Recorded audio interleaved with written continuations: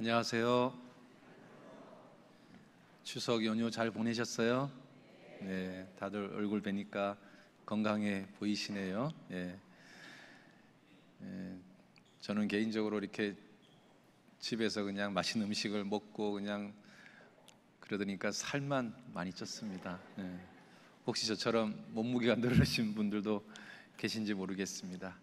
기도하겠습니다. 아버지 하나님, 지옥 갈 수밖에 없는 이 영혼 구원시켜 주신 은혜 참으로 생각하면 생각할수록 너무나 감사하고 너무나 고맙습니다. 이 주님의 구원의 은혜를 주님 앞에 가는 날까지 잊지 않게 해주시고 그 첫사랑을 늘 기억하며 살 수 있도록 도와주시기를 간절히 원합니다. 특별히 9월달과 10월달에 추계 수양회와 10월달 중집회를 앞두고 있습니다. 주님께서 이번에 참으로 많은 영혼들 보내주시고 그 영혼들 다 주님 앞에 인도되어서 빈자리가 차고 넘칠 수 있도록 역사해 주시기를 간절히 원합니다. 주님께서 우리를 구원시킨 이유가 참으로 이뤄진 영혼들을 건지기 위함인 줄 압니다. 주님께서 맡기신 사명 잊지 않도록 도와주시고 용기와 지혜를 주셔서 주변 사람들에게 담대히 전도하고 지혜롭게 전도할 수 있도록 도와주시기를 원합니다. 오늘 주일 아침 특별히 각 사람에게 꼭 필요한 은혜와 교훈으로 채워 주시옵소서. 오늘 이 거룩한 교제에 여러 가지 사정 때문에 나오지 못하는 지체들이 있다면 주님께서 늘 긍휼히 여겨 주셔서 다음번에는 꼭 나올 수 있는 여건과 환경을 허락해 주시옵소서. 예수님 이름으로 기도드렸습니다. 아멘. 신약성경 요한복음 8장입니다. 신약성경 요한복음 8장 신약성경 요한복음 8장 31절 말씀 찾으셨으면 같이 읽겠습니다. 그러므로 예수께서 자기를 믿은 유대인들에게 이르시되 너희가 내 말에 거하면 참 내 제자가 되고. 지난번 말씀처럼 이어서 성경을 묵상하고 성경 구절을 암송하는 것이 어떤 유익이 되는지, 또 성경을 묵상하는 방법이나 자세는 어떤 것인지 그런 것들을 이어서 좀 말씀을 드리겠습니다. 이제 성경을 묵상하는 이유 또는 유익이 뭐냐, 이제 오늘 말씀드리고 싶은 주제는 성경을 묵상하고 암송해야만 주님의 진짜 제자가 된다는 겁니다. 자, 본문 다시 한번 볼게요. 31절에 그러므로 예수께서 자기를 믿은 유대인들에게 이르시되, 그 다음 뭐라 되어 있습니까? 너희가 내 말에 거하면 참 내 제자가 되고. 주님의 참 제자가 되는 비결은 주님 말씀이 거해야 되는 겁니다. 우리가 구원받으면 다 주님의 제자가 됩니다. 그런데 주님의 진짜 제자가 되려면 주님 말씀이 내 안에 거해야 되는 겁니다. 또는 우리가 주님 말씀 안에 거해야 되는 겁니다. 주님 말씀 안에 거한다는 말이 뭡니까? 성경을 가까이 하고 성경을 묵상하고 또 감동이 된 성경 구절을 암송하는 거 아닙니까? 우리가 성경을 가까이 할 때 주님의 진짜 제자가 되는 겁니다. 구원받은 사람들은 다 주님의 제자입니다. 그런데 진짜 주님의 제자가 되기를 원하신다면 성경을 가까이 하시기 바랍니다. 여러분, 내비게이터 아십니까? 내비게이터라는 선교 단체를 만든 사람이 도슨 토르트라는 사람입니다. 이 사람이요, 어떤 우연한 기회에 20개 정도의 성경 구절을 암송했습니다. 그런데 이 사람이요, 평상시에 구원에 대해서 늘 고민했는데 그 20개의 성경 구절을 암송하고 나서 그 암송된 구절에 의해서 자기가 진짜 구원을 받게 됐습니다. 이 사람은 개인적으로 성경을 암송했던 것으로 말미암아 자기가 진짜 구원을 받으니까 이 사람은 성경을 암송하는 게 얼마나 중요하다는 것을 알게 됐습니다. 그리고 이 사람이 하나님 앞에서 서원을 합니다. 내가 앞으로 3년 동안 하루에 1개씩 외우겠습니다. 그래서 3년이 지난 후에 이 사람이 무려 1000개의 성경 구절을 암송하게 됐습니다. 그리고 하나님이 자기 인생을 완전히 바꿔놓고 내비게이터라는 정말 큰 전 세계적인 선교 단체를 이끄는 리더가 됐습니다. 그래서 이 내비게이터를 만든 이 사람이 만나는 사람마다 이렇게 말합니다. 인생에서 절대로 손해보지 않는 투자, 반드시 이익이 되는 투자, 그것은 성경을 묵상하고 성경을 암송하는 것이다 라고 말했답니다. 여러분, 조지 뮬러는 일생 가운데 5만 번의 기도응답을 받았습니다. 여러분, 5만 번의 기도응답을 받는다는 게 적은 걸까요? 많은 걸까요? 엄청나게 많은 거죠. 하루에 한 번 기도응답 받으면 1년에 몇 번입니까? 365번. 10년이면 얼마입니까? 3650번. 그러면 30년이면 얼마일까요? 대략 한 10,000번. 그럼 생각해 보세요. 하루에 기도응답을 한 번씩 받고 30년이 지나면 끼케야 10,000번입니다. 그런데 조지 뮬러는 자기 일생 동안 기도응답을 몇 번 받은 줄 아십니까? 5만 번 받았습니다. 어마어마한 거죠. 그러니까 이 사람은 매일같이 최소한 5번 이상의 기도응답을 실제로 받은 거죠. 예를 들면 이런 겁니다. 고아원을 운영하고 있는데 빵이 떨어졌어요. 우리로 말하면 밥이 없어요. 고아원 원생들은 수천 명인데, 그래가지고 막 걱정을 하는 거예요. 그랬더니 조지 뮬러가 기도하자고. 그래서 기도를 막 하고 있는데 갑자기 트럭이요 고아원 앞에 딱 서더랍니다. 그리고 그 트럭에 엄청난 빵이 있는데 그 빵이 고아원들한테 공짜로 그냥 주는 거예요. 그래서 너무 신기해서 당신 왜 이 비싼 빵을 우리한테 공짜로 주냐 그랬더니 트럭이 해필이면 고아원 앞에서 딱 고장이 났대요. 그런데 이제 이 트럭을 고칠 수가 없는데 이 빵을 지금 버릴 수밖에 없는데 딱 보니까 고아원이더래요. 그래서 이왕 버릴 거 인심이나 쓰자고 이 빵을 준다는 거예요. 여러분, 왜 그 멀쩡한 트럭이 해필이면 조지 뮬러가 운영하는 고아원 앞에서 고장이 났을까요? 그게 우연일까요? 아니면 기도의 응답일까요? 기도의 응답이죠. 그래서 사람들이 물었어요. 조지 뮬러한테, 당신은 일생 동안 5만 번의 기도응답을 받았고 그렇게 무수한 기도응답을 받았는데 도대체 비결이 뭡니까? 조지 뮬러가 뭐라고 말한 줄 아세요? 아주 굉장히 단순합니다. 저는 성경 읽고 그리고 기도했습니다. 그게 답이에요.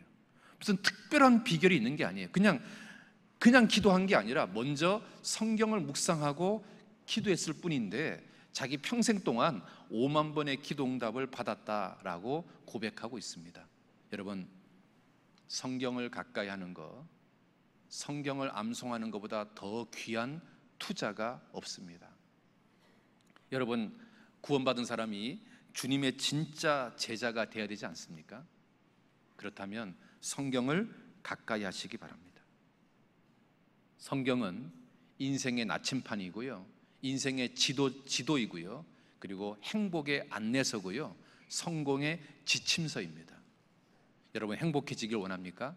성경 읽어보십시오. 여러분, 성공하기를 원하십니까? 성경 읽어보십시오.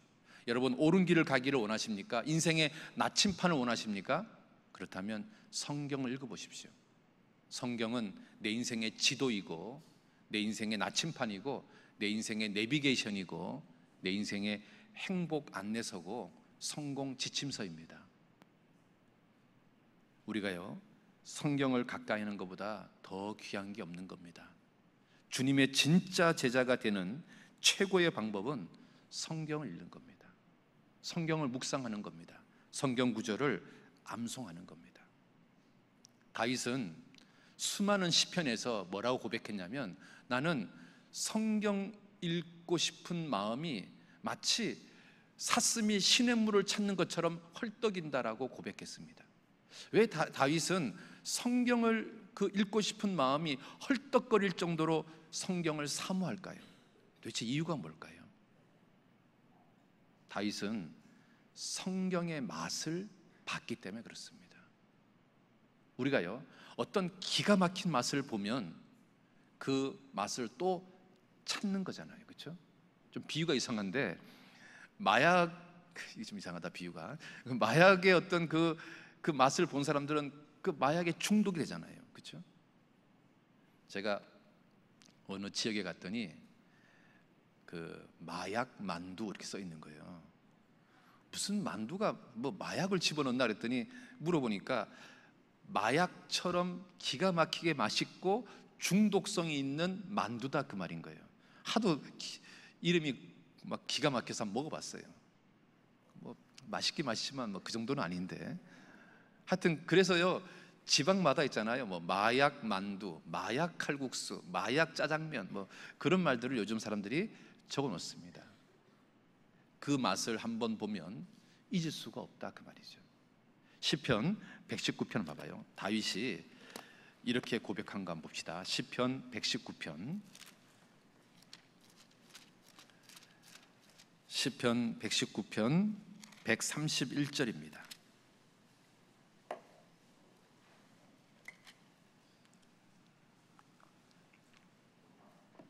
시편 119편 131절 같이 한번 읽어볼까요?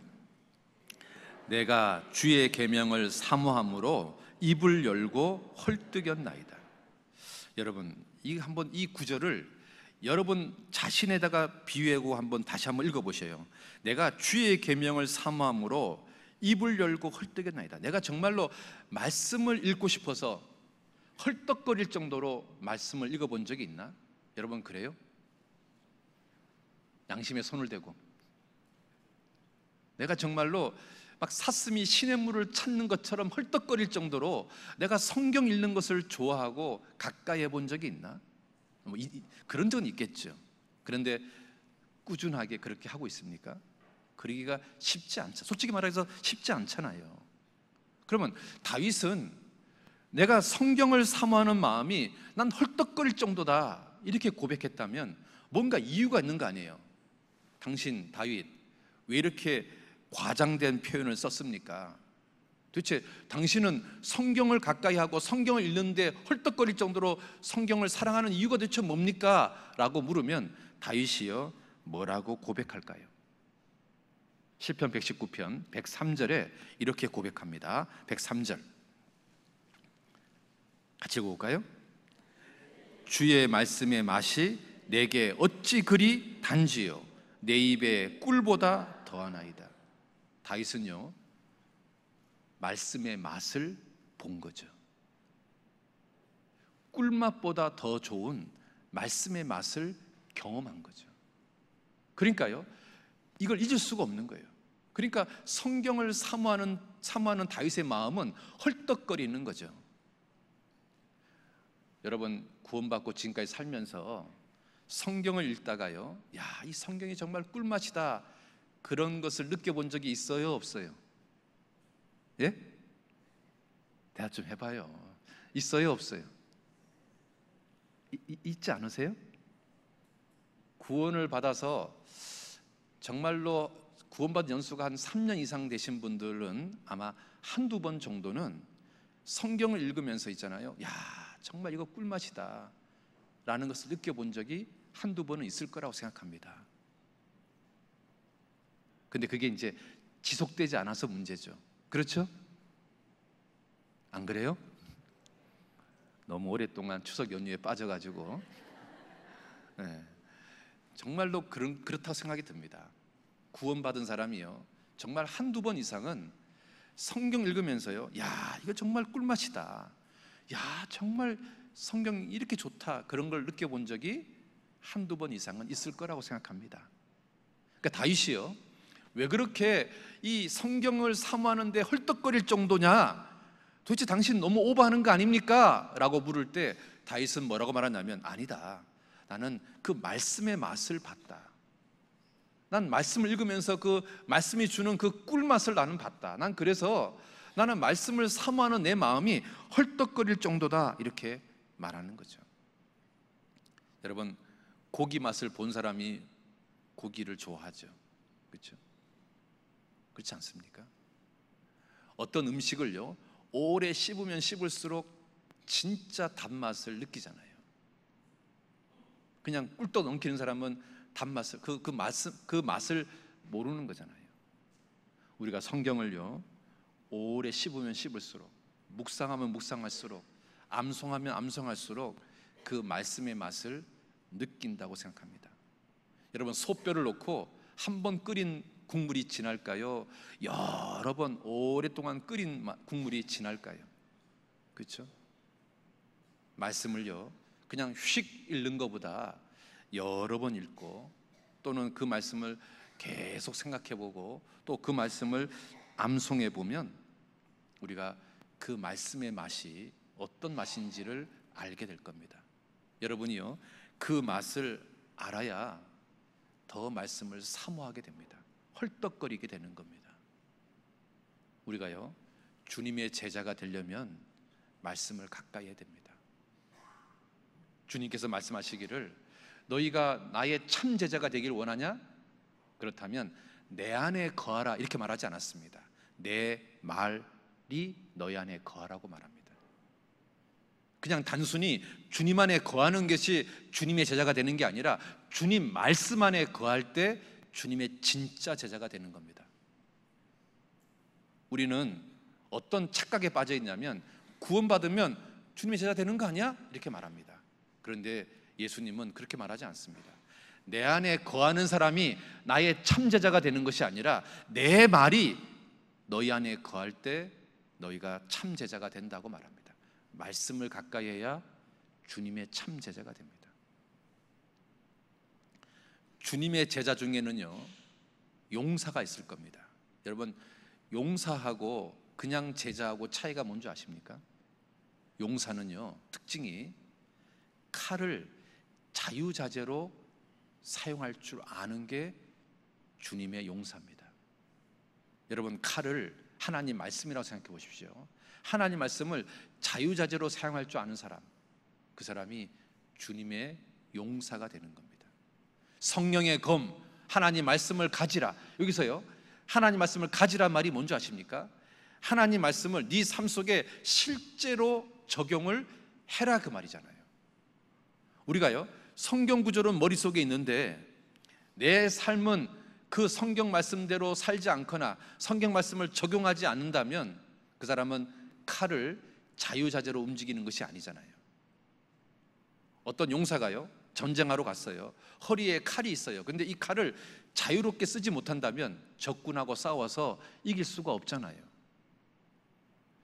내가 칼을 아무리 가지고 있어도요, 칼을 자유롭게 사용할 줄 알아야 내가 적하고 싸워서 이기는 거잖아요.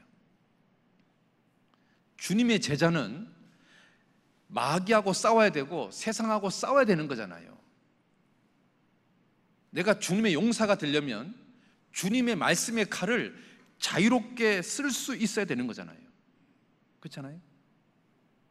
여러분, 의사의 손에 칼이 있습니다. 그런데 어떤 의사는 갓 의대를 졸업한 신참이고 어떤 의사는 오랜 수술 경험을 가지고 있는 의사라고 해봅시다.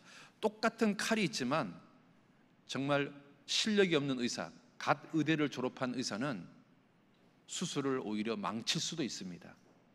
그런데 경험이 많은, 정말로 많은 수술 경험을 가지고 있는 의사는 그 똑같은 칼을 가지고 사람의 생명을 살리기도 하잖아요. 칼이 있다고 해서 중요한 게 아니라 그 칼을 마음대로 쓸 수 있어야 진짜 칼이 되는 거잖아요. 용사는요, 싸움에 익숙한 거잖아요. 봐봐요. 아가서 한번 봅시다. 아가서 3장, 잠언, 전도서, 아가서, 그렇죠? 아가서 3장 8절입니다. 아가서 3장 8절, 962페이지입니다. 아가서 3장 8절 같이 한번 읽어볼까요? 다 칼을 잡고 싸움에 익숙한 사람이라. 그럼 보세요. 싸움에 익숙하려면 칼싸움 연습을 많이 했겠죠. 싸움에 익숙하려면. 그러니까 주님의 용사가 되려면 이 말씀을 자유자재로 쓸 수 있는, 내 삶 속에 적용할 수 있는, 그냥 지식으로 남는 말씀이 아니라 실제로 내 삶 속에 적용하고 내 삶 속에 실천하는, 그게 주님의 용사가 되는 거잖아요. 그래서요, 우리가요, 말씀을 실제 삶 속에 적용하는 훈련을 많이 하면 많이 할수록 그 사람은 주님의 용사가 되는 겁니다. 우리가요, 학자의 혀가 되어야 내가 다른 사람을 도와줄 거 아니에요. 학자의 혀가 되려면요, 이 말씀이요, 충분히 적용되고 훈련되었을 때 학자의 혀가 되는 거거든요. 그렇잖아요? 그래서 주님의 참 제자가 되려면 칼을 갖다가 마음대로 쓸 수 있어야 되는 겁니다. 그래야 주님의 참 제자가 되는 겁니다. 그래야 영적인 싸움에서 이기게 됩니다. 여러분 있잖아요, 쓰레기가 있으면은 나비가 찾아옵니까? 파리가 찾아옵니까? 파리가 찾아옵니다. 여러분 꽃이 있으면 파리가 찾아옵니까? 나비가 찾아옵니까? 나비가 찾아옵니다. 정말 신기하지 않습니까? 꽃에는요, 파리가요 절대로 찾아오지 않습니다. 파리는요, 꽃의 아름다움과 귀함과 그 속에 있는 기가 막힌 꿀맛을 몰라요. 반대로 나비는 있잖아요, 쓰레기 향기를 싫어합니다. 그 쓰레기의 그 깨재재한 맛을 싫어합니다. 나비는요, 꽃처럼 아름다운 것을 좋아하고 꽃 속에 들어있는 꿀맛을 좋아합니다. 그래서 나비는요, 반드시 꽃을 찾아가고요, 파리는요, 반드시 쓰레기를 찾아갑니다. 여러분 있잖아요, 내 마음속에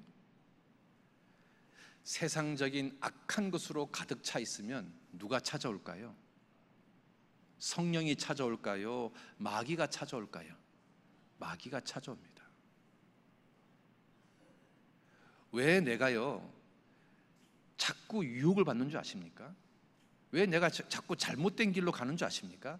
내 마음속에요, 이게 지금 잘못된 게 가득 들어있기 때문에 그런 겁니다. 여러분 마음속에요, 세상에 대한 욕심, 여러 가지 어떤 잘못된 것이 이 속에 가득 차 있잖아요. 그러면 성령이 여러분 마음속에 찾아오는 게 아니라 자꾸 있잖아요, 마귀가 여러분 마음을 녹화합니다. 왜냐하면 여러분 마음속에 지금 마귀가 좋아하는 게 들어있거든요. 그렇잖아요? 여러분 있잖아요, 내 마음이요 좋은 곳으로, 거룩한 곳으로, 하나님 곳으로 가득 차잖아요. 그러면 마귀는 절대 오지 않아요. 파리가요 꽃한테 절대 안 가는 법이거든요. 그러면 누가 오냐면 주님이 찾아오는 거예요. 주님이. 그러니까 있잖아요, 내가 성령의 은혜와 은총을 더욱 받기를 원한다면 내 속에 있잖아요, 말씀으로 가득 채워졌을 때 더 많은 게 찾아오는 거예요. 근데 내 속에 있잖아요, 욕심과 세상적인 것과 뭐 음란한 것과 뭐 이런 것들이 내 마음을 딱 차지하고 있잖아요. 그러면 있잖아요, 성령이 노크하는 게 아니라 마귀가 노크해요. 마귀가 찾아온다니까요. 그래서 내가요 잘못된 길을 가는 거예요. 내가 욕심에 이끌리는 거예요. 내가 엉뚱한 것을 결정하고 엉뚱한 쪽으로 빠져버리는 거예요. 그러면 있잖아요, 영적인 전쟁에서 이기는 게 아니라 오히려 이제 지게 되는 거죠. 왜 구원받은 사람이요 말씀을 가까이 해야 되는 겁니까? 왜 구원받은 사람들 마음속에 말씀이 풍성히 거해야 되는 겁니까? 내 속에 말씀이 풍성히 거해야 성령이 찾아오거든요. 주님의 은혜와 은총이 내 속에 들어오는 거거든요. 그렇잖아요? 여러분 마음속에 뭐가 가득 차야 되는지 한번 생각해 보세요. 여러분 마음속에요 세상적인 것, 온갖 욕심들, 온갖 죄악된 것들이 가득 차잖아요. 그러면 여러분 그 길을 따라가게 됩니다. 그리고 나서 여러분 결론이 어떻게 되는 줄 아십니까? 한 조각 떡만 남게 되는 비참한 신세가 되는 겁니다. 음녀를 따라가면 한 조각 떡만 남는다고 성경은 경고하고 있잖아요. 잠언 6장입니다. 잠언 6장. 잠언 6장 26절입니다.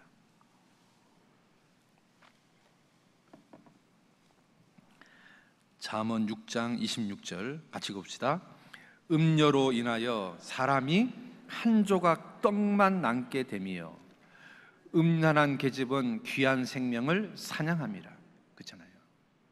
여러분, 한 조각 떡만 남게 된단 말이 뭘까요? 지금으로 표현하면 쫄딱 망했다 그 말인 거잖아요.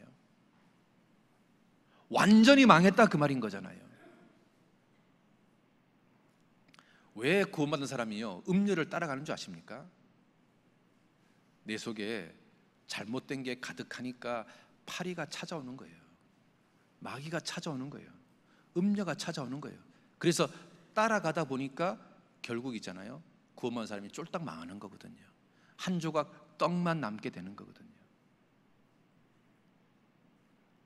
왜 주님의 제자가 성경을 가까이 해야 되는 겁니까? 이 속에 말씀이 가득해야 주님의 축복이 오기 때문에 그래요. 내 마음판에 있잖아요, 좋은 못이 박혀 있으면 그 못에는 반드시 뭐가 걸리는 거잖아요. 그렇죠? 하나님의 축복이 거기다 걸려요. 내 마음판에 있잖아요, 못된 게 걸려 있잖아요. 그러면 마귀가요 거기다가 못된 것을 거는 거예요. 그러니까 내 마음에 선한 게 박혀 있냐 악한 게 박혀 있냐에 따라서 그 못에 뭐가 걸리느냐가 결정되는 거거든요. 그래서 성경은 뭐라고 말하냐면 하나님 말씀이 잘 박힌 못이라고 말하거든요. 그러니까 여러분 마음속에요 하나님의 말씀들이 이렇게 박혀 있잖아요. 그러면 하나님은 그런 사람들에게 어떤 하나님의 은총과 축복을 거기다 이렇게 걸어요. 근데 여러분 마음속에요 잘못된 게 박혀 있잖아요. 그럼 마귀가요 거기다가 잘못된 것을 이렇게 걸어요. 여러분 마음에 뭐가 박혀 있냐가 굉장히 중요한 거예요. 전도서 한번 봅시다. 전도서 12장. 전도서 12장 11절입니다. 전도서 12장 11절 같이 한번 읽어봅시다. 지혜자의 말씀은 찌르는 채찍 같고 회중의 스승의 말씀은 잘 박힌 목 같으니 다 한 목자에 주신 바니라. 회중의 스승의 말씀은 뭐라고요? 잘 박힌 목 같다. 그러니까 이제 여러분이잖아요, 주일 말씀을 잘 들어서 그 주일 말씀이 여러분 마음에 딱 꽂히잖아요. 그러면 그 꽂힌 말씀에 하나님께서요 축복을 이렇게 걸어준다니까요. 그러니까 여러분 있잖아요, 주일 말씀을 잘 들어야 되는 거예요. 그러니까 주일날은요 모닝커피 한 잔씩 드셔야 돼요. 진짜로 총명탕 하나씩 쫙 들이켜야 돼요. 제가 이 커피숍 홍보하러 나온 거 아닙니다. 주일날 오시면요 아메리카노 한 잔씩 탁 사서 쫙 들이키셔요. 그래서 있잖아요 정신 상태가 말똥말똥해져야 됩니다. 그 상태에서 여러분 기도하셔야 돼요. 주님 오늘 주일 말씀 한 개라도 마음에 꽂히게 해달라고. 그래야 그 말씀이 여러분 마음에 딱 꽂혀야 하나님은요 그 꽂힌 못에다가 축복을 이렇게 걸어 놓습니다. 이사야서 22장 볼까요? 이사야서 22장. 이사야서 22장. 이사야서 22장 23절 24절. 못이 단단한 곳에 박힘같이 그를 경고케 하리니 그가 그 아비 집의 영광의 보좌가 될 것이요 그 아비 집의 모든 영광이 같이 봅시다 그 위에 걸리리니. 그 위에 못 위에 영광이 걸린답니다. 그 우성과 족속되는 각 작은 그릇 곧 종지로부터 항아리까지로다. 그러니까 여기 한번 보세요. 작은 못이 박히면은 하나님이요 종지를 걸어 놓을 겁니다. 큰 못이 박히면 하나님께서 항아리를 걸어 놓을 겁니다. 그러니까 그 못이요 감당할 정도의 그 어떤 크기만큼 거기다가 걸어 놓을 겁니다. 맞죠? 그러니까 여러분 마음속에요 하나님 말씀이요 얼마나 깊이 크게 박히냐에 따라서 하나님이 거기다가 축복의 사이즈를 거기에 맞게 걸어 놓을 겁니다. 그러니까요 내가 주님 말씀을 잘 들어야 되는 거예요. 주님 말씀이요 이 못처럼 마음에 박혀야 됩니다. 그래야 하나님이 거기다가 걸어 놓습니다. 그런데 이제 반대로 있잖아요. 반대로 잘못된 가치관, 잘못된 생각들, 그 마귀가 주는 생각들이 여러분 마음에 꽂히잖아요. 뭐 예를 들어서 사람의 말을 듣다가 뭐 텔레비전을 보다가 또는 잘못된 책을 접하다가 하여튼 뭔가 이 잘못된 게 꽂히잖아요. 그럼 마귀가 거기다가 잘못된 것을 다 걸어 놓습니다. 그래서 여러분 삶 자체가 완전히 잘못됩니다. 그래서 적은 우매가 인생을 패하게 만드는 겁니다. 전도서 10장 볼까요? 전도서 10장. 전도서 10장.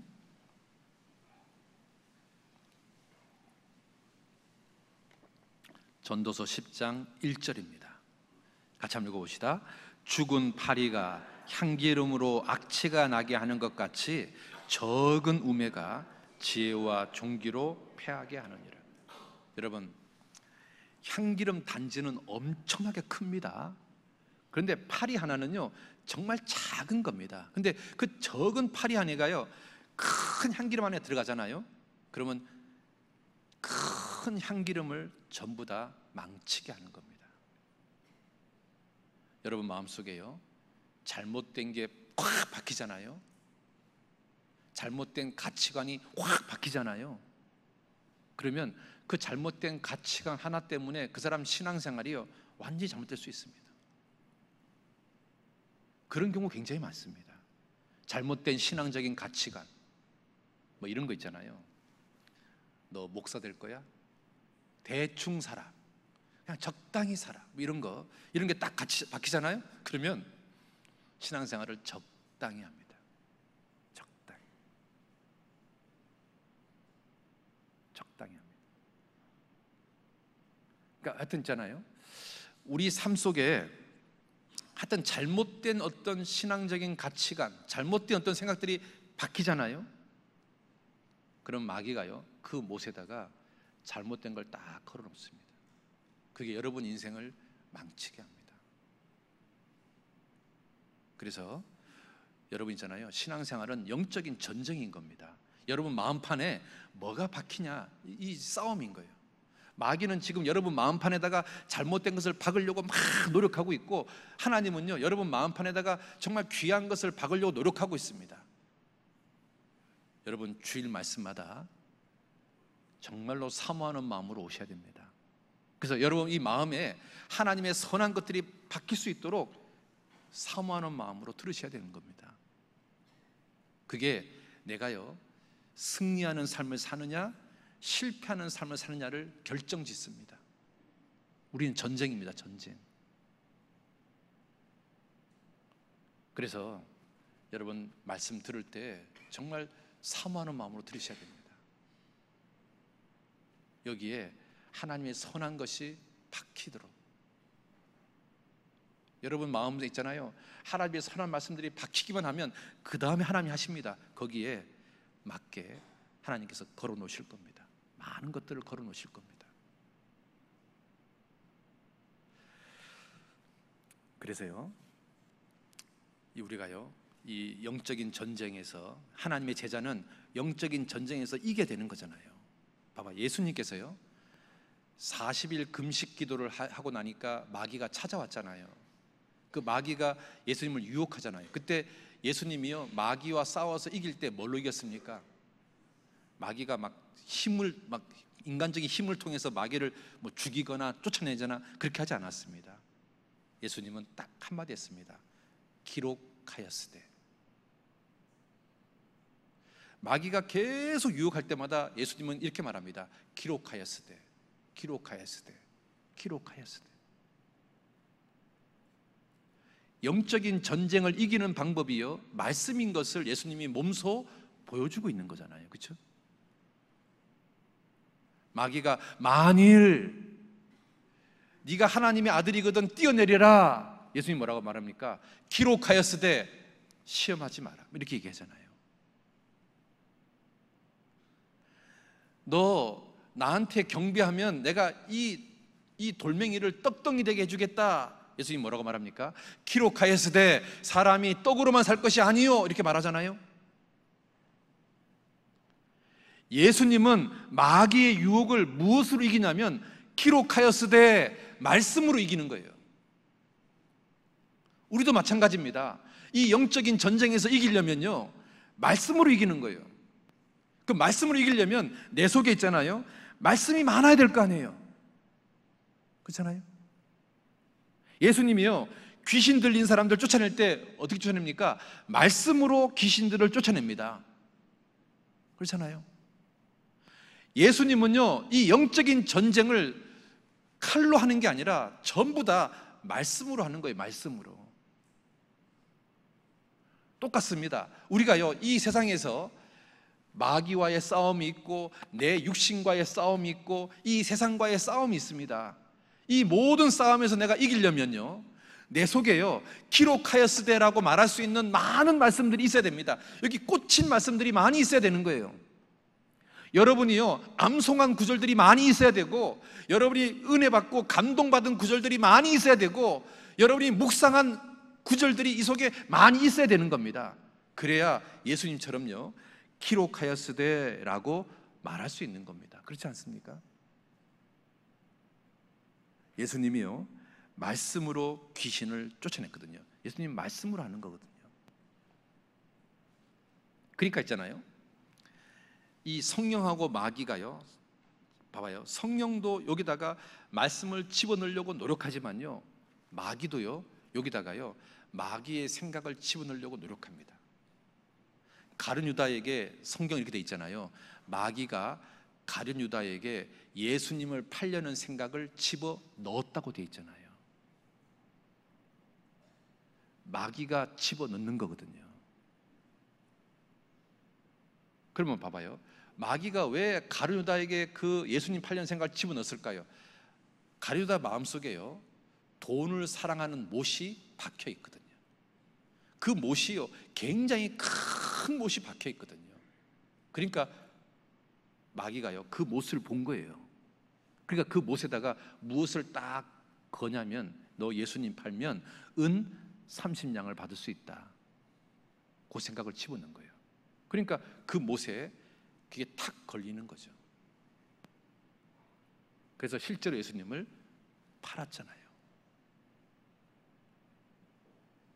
그렇잖아요.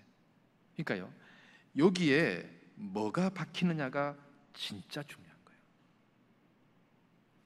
여러분 있잖아요, 다윗이 골리앗을 죽이러 갈 때 돌멩이 몇 개 가지고 갔습니까?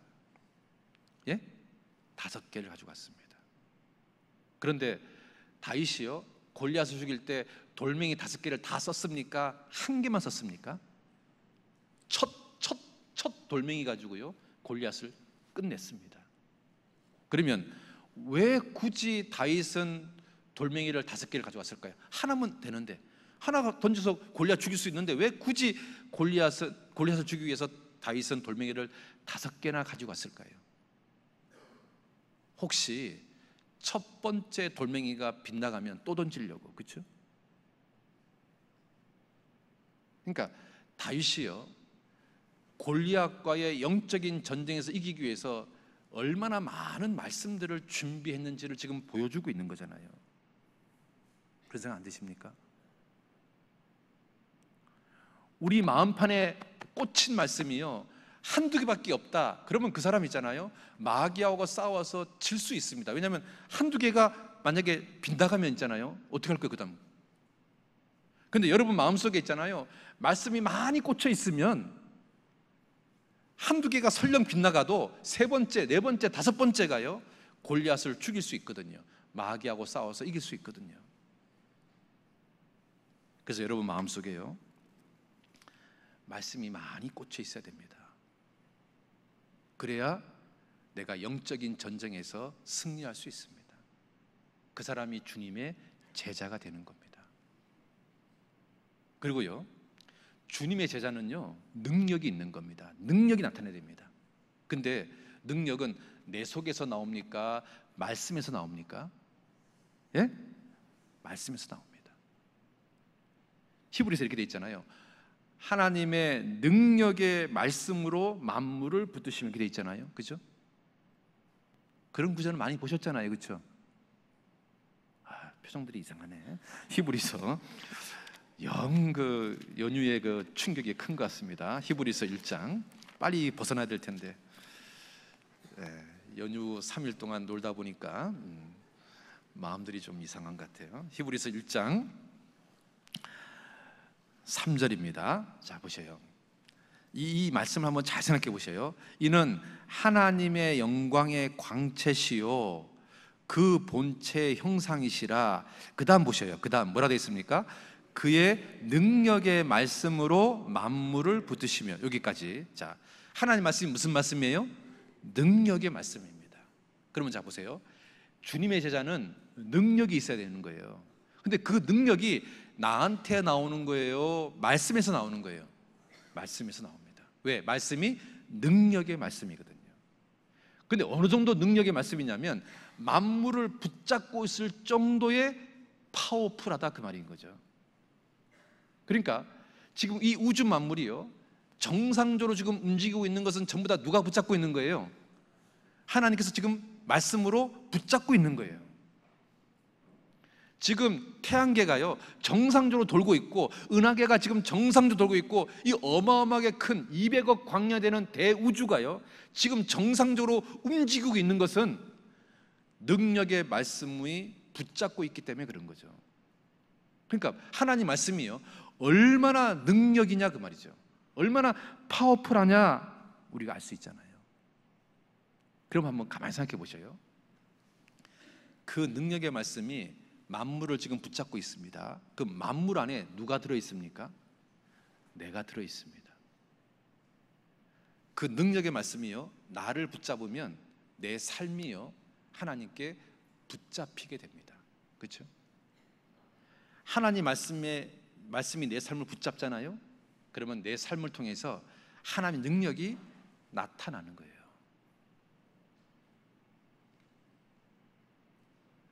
자 보세요. 우리가요 텔레비전을 많이 보면 텔레비전이 나를 붙잡습니다. 그렇겠죠? 내가 세상 이방인들하고 대화를 많이 하면 그 이방인들의 가치관이 나를 붙잡겠죠. 그렇죠? 그렇지 않아요? 그러니까 내가 무엇하고 접촉을 많이 하냐에 따라서 내 인생이요 뭐가 나를 붙잡느냐가 결정나겠죠. 내가요 술을 많이 마시면 술이요 내 인생을 붙잡겠죠. 그러니까 뭐가 내 인생을 붙잡느냐가 참 중요한데요 말씀이 나를 붙잡으면 그 사람은요 능력이 나타납니다. 사도 바울은 말씀에 붙잡혔습니다. 그럼 자 보세요. 사도 바울이 말씀에 붙잡히려면 사도 바울이요 먼저 뭘 해야 될까요? 말씀을 가까이 해야 되죠. 말씀을 내가 가까이 했을 때 그 말씀이 내 속에 많이 들어오잖아요. 그럼 내 속에 많이 들어온 말씀이 내 인생을 붙잡는 거거든요.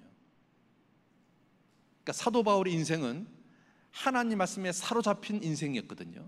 그러면 하나님 말씀에 사로잡힌 인생이 되려면 말씀을 내가 가까이 많이 해야만 이 말씀이요 나를 사로잡을 거 아니에요.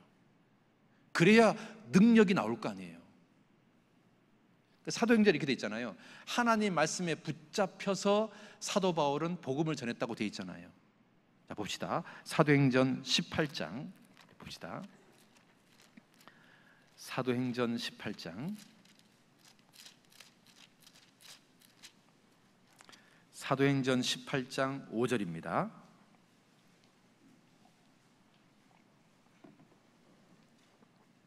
사도행전 18장 5절 같이 읽겠습니다. 실라와 디모데가 마게도니아로서 내려오매 바울이 하나님 말씀에 붙잡혀 유대인들에게 예수는 그리스도라 밝히 증거하니. 그러니까요, 사도 바울 인생은 하나님 말씀에 붙잡힌 인생인 거예요. 우리가 이게 전도 집회를 하잖아요. 그러면 그 새로이 말씀 듣는 사람들 중에서 있잖아요, 말씀에 딱 붙잡힌 사람들을 보게 돼요. 그 사람들은요, 영락없이 구원을 받더라고.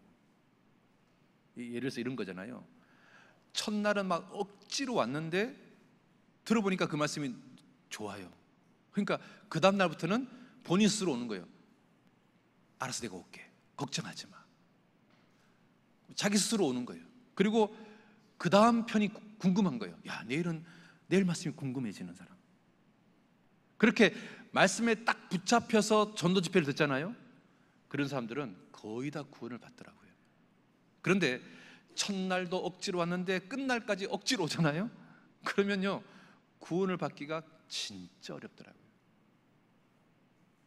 자, 하물며 그렇습니다. 구원받고 난 이후의 인생도 그래요. 하나님 말씀에 붙잡혀 사느냐 그렇지 않느냐가 완전히 다릅니다. 하나님 말씀은 능력입니다. 그 능력의 말씀에 딱 붙잡히잖아요. 그러면 내 삶 속에 능력이 나옵니다. 하나님 역사가 나타납니다. 그러면 하나님 말씀에 붙잡히려면 하나님 말씀을요, 정말로 가까이 해야 됩니다. 그리고 하나님 말씀을 들을 때요, 사람의 말로 듣지 않고 하나님 말씀을 들을 때 역사합니다. 그리고 하나님 말씀을 들을 때요, 믿음으로 화합해야 됩니다. 속으로요, 아멘 해야 됩니다. 그렇다, 진짜다. 그래야 주님의 말씀이 역사합니다. 그래서요,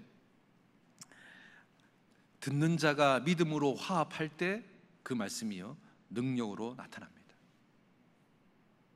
아브라함이요, 말씀을 따라서 갈대아 우르에서 가나안 땅까지 왔습니다. 나아만 장군이요, 하나님 말씀을 따라서 요단강에 7번 몸을 담궈서 문둥병이 사라졌습니다. 베드로가요, 예수님 말씀을 따라서 깊은 곳에 우물을 내려서 그물이 찢어질 정도의 많은 물고기를 잡았습니다. 말씀에 사로잡히는 겁니다. 그런데 사울왕은요, 말씀을 버렸기 때문에 하나님도 버렸습니다. 말씀에 사로잡히는 사람이냐 말씀을 버리는 사람이냐, 둘 중에 하나인 겁니다. 여러분은 다윗처럼 말씀에 사로잡힌, 사도 바울처럼 말씀에 사로잡힌 인생이 되고 싶습니까? 아니면 사울왕처럼 말씀을 버려서 주님께 버림당하는 인생이 되고 싶습니까? 그렇잖아요. 우리가요, 말씀에 사로잡혀야 되는 겁니다. 사울왕처럼 말씀을 버리는 사람이 되면 안 됩니다. 그 말씀에 사로잡히려면 말씀을요, 믿음으로 아멘 해야 됩니다. 받아들여야 됩니다. 사람의 말로 들으면 안 됩니다. 하나님 말씀으로 들을 때 역사하는 겁니다. 그러니까요, 정말로 주일 말씀을 들을 때 태도가 정말 중요합니다. 사모하는 마음으로 들어야 됩니다. 그러면요, 그 말씀이 믿음으로 화합이 되고 그 말씀이 역사하게 되고 그 말씀에 사로잡히게 됩니다. 그러니까 그 말씀이요, 내 인생을 사로잡을 수 있도록 들어야 되는 겁니다. 이게 정말 중요합니다.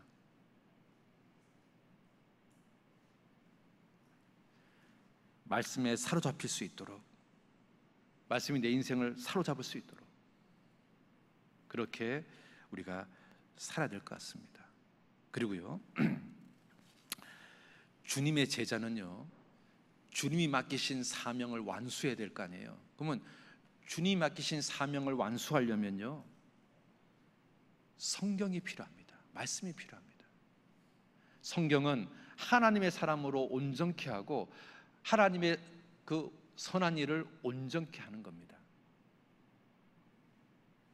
예수님은요, 하나님께 어떤 사명을 받았냐면 너 온 인류를 구원시키라는 사명을 받았습니다. 그러니까 예수님께서요, 시간이 나면 하는 일이 뭐냐면 말씀과 기도에 전무했습니다. 그래서 예수님 인생은 하나님께 맡기신 사명을 온전히 완수했습니다. 예수님의 제자들, 사도들도 마찬가지입니다. 초대교회 때 많은 행정적인 일이 있으니까 사도들이요, 그 일을 하다 보니까 진짜 중요한 일을 못하게 됐습니다. 그래서 7 지사를 뽑고 그 7 지사에게 맡기고, 그리고 사도들이 이렇게 고백했습니다. 우리는 말씀과 기도에 전무하겠다. 그래서 3,000명, 5,000명이 구원받은 역사가 일어났습니다. 여러분, 초대교회 성도들은 무슨 일에 전무했는지 아십니까? 초대교회 성도들이요, 모이는 데 힘썼고요, 가르침을 받는 일에 힘썼고요, 기도에 힘썼습니다. 하나님 맡기신 사명을 완수하는 데 있어서 필요한 것이요, 말씀과 기도입니다. 우리가요, 국내 선교, 해외 선교라는 사명을 부여받았습니다. 하나님께서 이 봉선에 교회를 세우셨다는 말은 이 주변 지역의 사람들을 건지라는 사명을 우리에게 맡긴 겁니다. 그렇잖아요. 그래서 하나님께서 이게 큰 교회당도 허락하신 겁니다. 빈자리에 가득 채우라고. 우리는 그런 사명을 다 받은 거예요. 그래서 그 사명을 부여받았기 때문에 하나님께서 나를 이곳에 이끌어 주신 거예요. 내가 지금 이 자리에 앉아 있는 겁니다. 우리가요, 최소한 이 광주 남구 인구가 한 20만 명이라고 들었습니다. 이 20만 명을 다 건지지는 못해도 이 대강당에 빈자리가 가득 차는 일은 반드시 해야 될 것 같습니다. 그걸 꼭 해야 될 것 같습니다. 그게 하나님께서 우리에게 맡기신 사명이라고 생각합니다. 여러분 마음속에 소원이 있다면, 꿈이 있다면, 비전이 있다면 그 중에 하나가 하나님, 이 봉선교회 대강당 빈자리가 가득 채워지는 날이 오게 해달라고 기도해야 될 것 같습니다. 여러분 정말 날마다 그런 기도했으면 좋겠어요.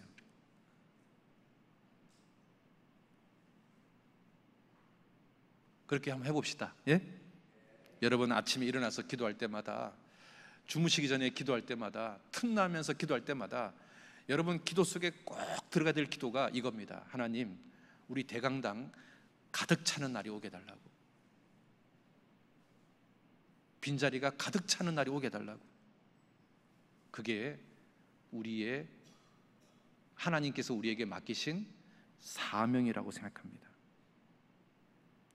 예수님께서요, 십자가에 죽으실 때 목마르다라는 말을 했습니다. 그 말을 왜 했는지 아십니까?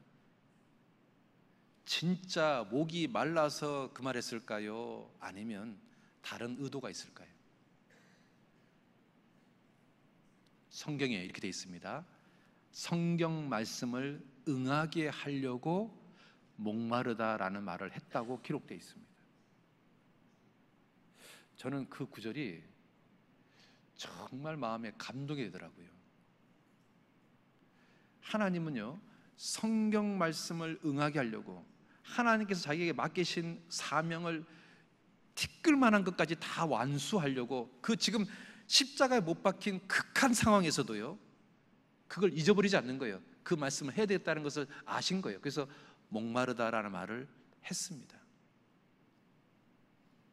그러니까 예수님이요, 하나님께서 맡기신 과업, 사명을 완수하는 일에 얼마나 철저했는지 모릅니다. 봐요, 요한복음 19장 봐봐요. 요한복음 19장. 우리는 그냥 목마르다 그것만 알잖아요. 근데 그 앞에 있는 구절을, 요한복음 19장 28절,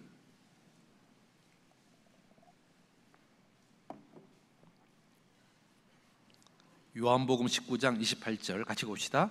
이후에 예수께서 모든 일이 이미 이룬 줄 아시고 성경으로 응하게 하려 하사 가라사대 내가 목마르다.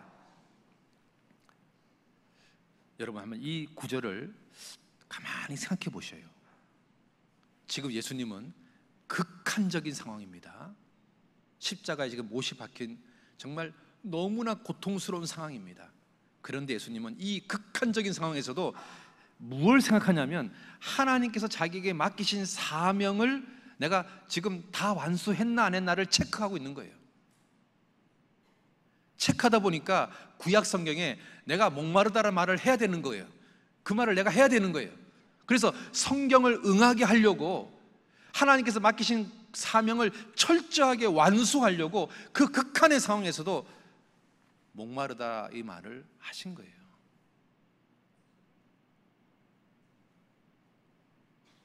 주님이요, 우리에게 맡기신 사명은 아주 단순합니다.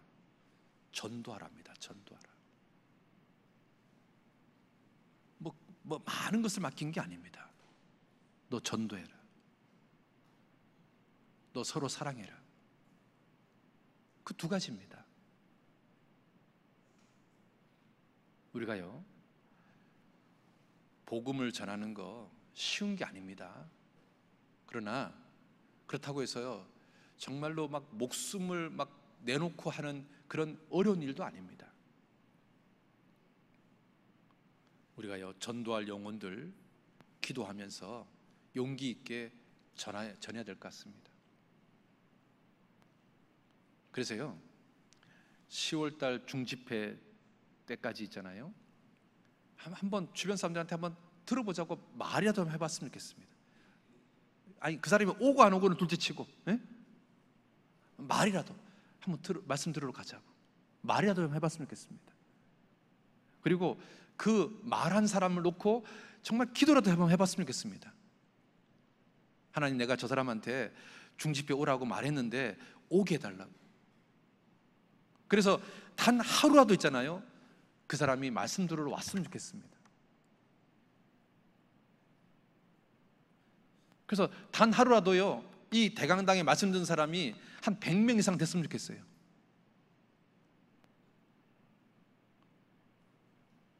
그렇게 한번 해봤으면 좋겠습니다.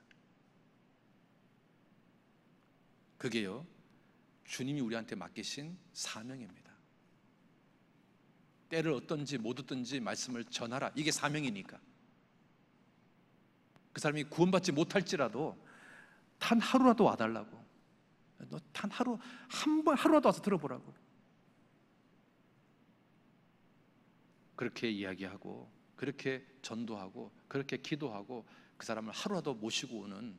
그래서 정말 10월달 중집회 때 하루 이상 들은 사람이 100명 이상 되게끔. 결과 있잖아요. 몇 명이 구원받았냐는 것은요, 사실은 하나님과 그 사람의 관계입니다. 물론 우리가 기도하는 것도 들어가야 되겠지만, 그런데 하루라도 말씀을 듣게 하는 것은 우리가 해야 되는 겁니다. 강권하여 데리고 와라. 그건 우리가 하는 겁니다. 예수님께서 제자들한테 강권해서라도 데리고 와라. 그는 제자들한테 내리신 명령입니다. 그런데 강권해서 데리고 왔는데 구원을 몇 명 받는 것은 그 말씀 듣는 그 사람과 하나님과의 1:1 관계인 거예요. 그는 사실은 우리 영역이 아닌 겁니다. 그 사람이 싫으면 있잖아요, 구원 못 받는 거예요. 그런데 강권해서 데려오는 것은 우리가 해야 되는 거예요. 그게 하나님께서 우리에게 맡기신 사명입니다. 강권하여 데리고 오라. 하루도 들어보자고. 하루만이라도 들어보자고. 그게요, 주님이 우리한테 주신 사명입니다. 예수님은요, 십자가에 못이 박힌 극한의 상황에서도 주님 맡기신 사명을 완수하기 위해서 내가 목마르다 그 말을 하셨습니다. 이거 한번 깊이 생각해 보십시오. 야, 예수님은 이런 상황에서도 주님 맡기신 사명을 완수했는데 도대체 나는 뭔가? 주님은 나한테 강권하여 데리고 오라고 했는데 왜 나는 그 일에 무관심한가? 왜 나는 입을 떼지 않는가? 한번 생각해 봤으면 좋겠습니다. 어떤 추장이요, 아들이 3명 있었습니다. 누구한테 후계자를 물려줄까 고민하다가 이 아들 셋을 데리고요, 독수리 사냥을 하자고 그 들로 나갔습니다. 그래서 전부 다 아들한테 활을 하나씩 줬습니다. 그리고 지금 너희들이 가는 목적은 독수리를 사냥하는 거다라는 것을 알려줬습니다. 그러고 나서 큰 나무 위에 독수리가 앉은 것을 보고 아들들한테 저 나무를 보라고 했습니다. 그러고 나서 첫째 아들한테 물었습니다. 너는 무엇을 보았느냐? 그랬더니 첫째 아들이 뭐라고 말한 줄 아십니까? 예, 파란 하늘을 봤고 큰 나무를 봤습니다. 넌 탈락이다. 둘째 아들한테 물었습니다. 너는 뭐가 보이냐? 그랬더니 둘째 아들은 뭐라고 하냐면, 예, 파란 하늘이 보이고 큰 나무가 보이는데 그 큰 나무 위에 독수리가 보이네요. 아버지가 속으로 너도 탈락이다. 세 번째 아들한테 물었습니다. 너는 뭐가 보이냐? 그랬더니 세 번째 아들이 뭐라고 하는지 아십니까? 독수리가 보이는데 독수리가 두 날개를 이렇게 접었는데 놀랍게도 그 두 날개 사이에 가슴은 열려 있습니다. 그 가슴을 향해서 활을 쏘면 독수리를 사냥할 수 있겠습니다 라고 말하는 거예요. 아버지가요, 쏴라, 화살을 쐈습니다. 그리고 독수리가 화살에 맞아서 쓰러졌습니다. 자, 이 추장이요, 누구에게 후계자를 넘겼을까요? 여러분, 지금 이 3명의 아들은 뭐하러 온 겁니까? 놀러 간 겁니까? 독수리 사냥하러 간 겁니까? 독수리 사냥하러 갔죠. 손에 지금 뭐가 주어져 있습니까? 활이 주어져 있습니다. 그러면 자기가 지금 목적이 분명하잖아요. 근데 큰아들은요, 독수리가 눈이 안 보입니다. 파란 하늘만 보이고 큰 나무만 보이는 거예요. 둘째 아들은요, 독수리가 보이지만 사냥하는 그 목적을 잊어버렸습니다. 셋째 아들은 목적이 분명한 겁니다. 내가 독수리 사냥하러 왔지. 그러면 독수리 어디를 화살을 쏴야 될까를 고민하고 쳐다본 겁니다. 그랬더니요, 가슴이 보였던 겁니다. 독수리 큰 날개가 이렇게 접었는데 가슴은 날개가 덮지 않았어요. 거기다가 화살 쏘면은 저 큰 독수리가 죽겠다는 생각을 한 겁니다. 목적에 분명한 거죠. 여러분, 우리는 유람선을 타고 있는 겁니까? 구조선을 타고 있는 겁니까? 이 교회는 유람선일까요? 아니면 구조선일까요?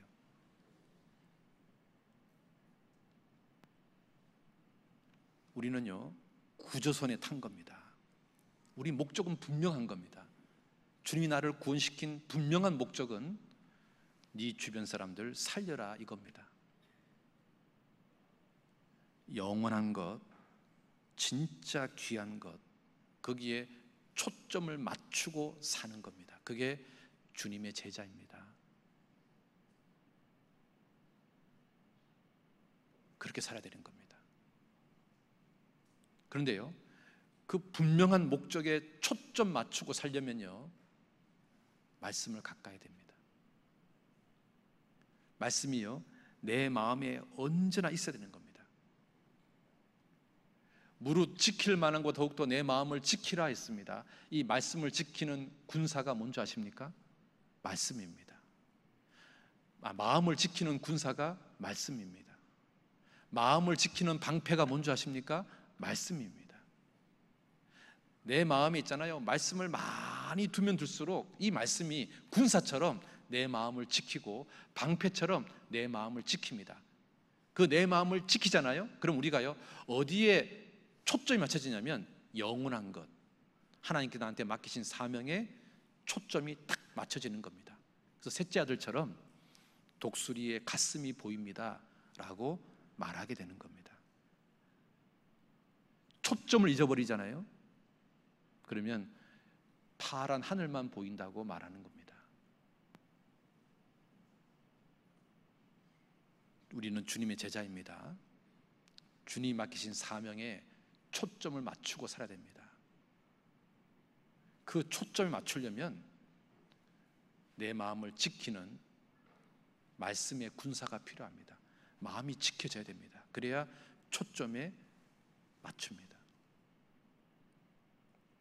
그리고요, 말씀을 가까이 하잖아요. 그러면 염려를 극복하게 됩니다. 우리가 살다 보면 있잖아요, 내 신앙을 병들게 하는 것 중에 하나가 염려입니다. 근데 이 염려를요, 눈 녹듯이 싹 녹게 하려면요, 말씀을 집어넣잖아요. 그럼 이 말씀이요, 염려를 싹 녹입니다. 진짜입니다. 내 속에 말씀이 없잖아요. 그러면 염려가 내 마음을 지배합니다. 그런데 내 속에 말씀을 집어넣잖아요. 그럼 이 말씀이요, 뜨거운 용광로처럼 염려를요 싹 녹입니다. 왜 말씀을 가까이 해야 되는 겁니까? 염려를 녹일 수 있기 때문에 그렇습니다. 그리고요, 그래서 있잖아요, 여호수아가 이제 모세가 이제 죽고 나서 대권을 이어받았습니다. 그러니까 여호수아가 막 마음속에 두려움이 가득한 거예요. 야, 내가 이 강팍한 이스라엘 민족을 잘 지도할 수 있을까? 그리고 이제 가나안 땅에 들어가는데 이 가나안 7민족하고 전쟁을 벌여야 되는데 내가 과연 이 전쟁에서 승리할 수 있을까? 내가 정말 이스라엘 민족의 지도자 역할을 잘할 수 있을까? 여호수아 마음에 두려운 마음이 쫙 있었습니다. 염려가 쫙 들어왔습니다.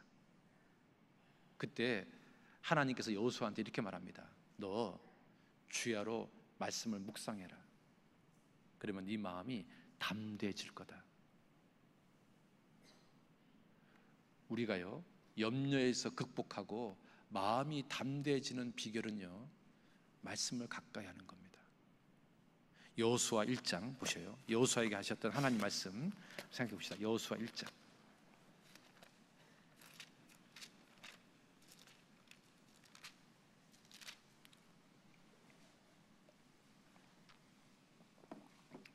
(9절입니다) 여호수아 1장 9절 같이 봅시다. 내가 네게 명한 것이 아니냐? 마음을 강하게 하고 담대히 하라. 두려워 말며 놀라지 말라. 내가 어디로 가든지 내 하나님 여호와가 너와 함께 하시느니라. 자, 두려워하지 말라는 말을 하는데요, 그 앞에 이런 말을 합니다. 8절입니다. 이 율법책을 내 입에서 떠나지 말게 하며 주야로 그것을 묵상하라. 그러면 두려움이 사라진다, 그 말이죠. 그러니까요, 9절에 두려워하지 마라, 담대해라, 이 말을 하기 전에 주님께서 먼저 무슨 말을 했냐면 주야로 말씀을 묵상하라는 말을 먼저 했습니다. 왜 먼저 했을까요? 말씀을 주야로 묵상하는 것이 담대한 마음을 가지는 비결이기 때문에 이걸 먼저 이야기한 겁니다. 그러면 이 말을 왜 했을까요? 여호수아가 지금 두려워하고 있으니까, 이스라엘 민족의 지도자가 됐으니까, 모세를 이어서 후계자가 됐으니까, 과연 자기가 잘할 수 있을까라는 두려움이 마음을 지배하고 있는 것을 하나님이 봤으니까 그렇게 말하는 거잖아요. 그렇잖아요? 두려운 마음, 염려하는 마음을 없애는 비결이 뭐냐? 말씀을 가까이 하는 거예요. 하나님 그렇게 말했잖아요. 그 염려하는 여호수아한테, 두려워하는 여호수아한테 그냥 두려워하지 말라는 말을 한 게 아니라 말씀을 주야로 묵상해라. 그러면 너 두려운 마음이 사라질 거다, 이렇게 말하고 있잖아요. 왜 말씀을 가까이 해야 되는 겁니까? 염려를 극복할 수 있는 것이 말씀이기 때문에 그렇습니다. 그리고요, 왜 말씀을 가까이 해야 되는 겁니까? 여러분, 자녀를요 잘 믿음의 자녀로 키울 수 있는 방법이 말씀입니다.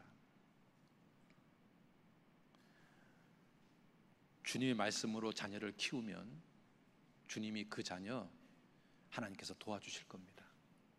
그리고요, 왜 말씀을 가까이 해야 되는 겁니까? 인생에서 오는 여러 가지 고난을 극복할 수 있는 힘이 생깁니다. 대한민국은 4계절이 있잖아요. 봄도 있고 여름도 있고 가을도 있고 겨울도 있습니다. 그처럼요, 인생도요 겨울처럼 고난스러운 날도 오고요, 가을처럼 풍성한 날도 오고요, 여름처럼 뜨거운 날도 오고, 봄처럼 꽃이 피는 날도 옵니다. 인생이요, 다양한 것을 경험합니다. 우리가 살다 보면 밀물도 경험하고 썰물도 경험하는 거예요. 살다 보면 형통한 날도 있지만 공고한 날도 있습니다. 고난이 올 수도 있습니다. 하나님은 구원받은 사람에게 다양한 것을 경험하게 합니다. 인생의 사계절을 경험하게 합니다. 그런데요, 형통하고 가을일 때는 좋습니다. 봄이나 가을은요, 누구든지 좋습니다. 그런데 인생에 겨울이 오거나 인생의 여름이 올 때 사실은 힘듭니다. 여러분, 지난 여름 힘들었잖아요. 그 인생의 여름, 인생의 겨울을요, 극복할 수 있는 힘은요, 말씀입니다. 말씀이요, 인생의 겨울을 극복하게 만듭니다. 말씀이요, 인생의 겨울을 극복하게 만듭니다. 다윗이 그렇게 고백했습니다. 내가 이 말씀이 아니었다면 나는 고난 중에서 멸망했을 거다. 시편 119편 봅시다. 시편 119편 92절입니다. 시편 119편 92절입니다.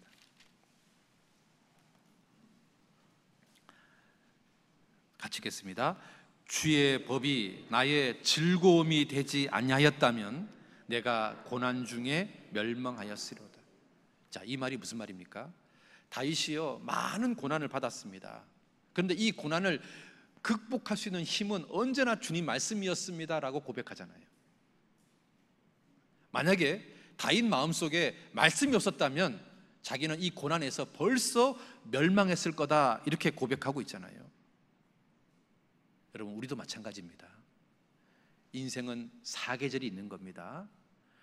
봄이나 가을만 있는 게 아니에요. 여름도 있고요, 겨울도 있는 겁니다. 여러분 인생에 여름이 찾아올 때, 여러분 인생에 겨울이 찾아올 때 여러분 무엇으로 그것을 이겨내시겠습니까?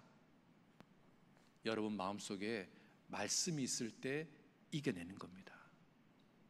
그렇잖아요.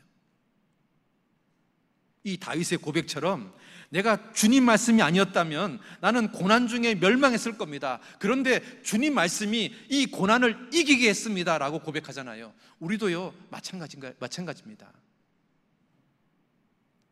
여러분, 말씀을 한번 가까이 해보셔요. 여러분, 말씀을 마음판에 많이 새겨보셔요. 그러면요, 여러분 마음판에 새겨진 그 말씀, 여러분 속에 풍성에 거한 그 말씀이 여러분의 인생의 여름과 인생의 겨울을요, 넉넉히 이기게 만들 겁니다. 그 말씀이 여러분을 극복하게 만들 겁니다. 진짜입니다. 그 제이콥 드세이지, 이름이 어렵네요. 이 사람이요, 미군 항공기 조종사였습니다. 그런데 2차 세계대전 때 비행기를 타고 가다가 그만 격추가 돼가지고 낙하산으로 탈출했어요. 이 사람이 그 독일군한테 붙잡혔어요.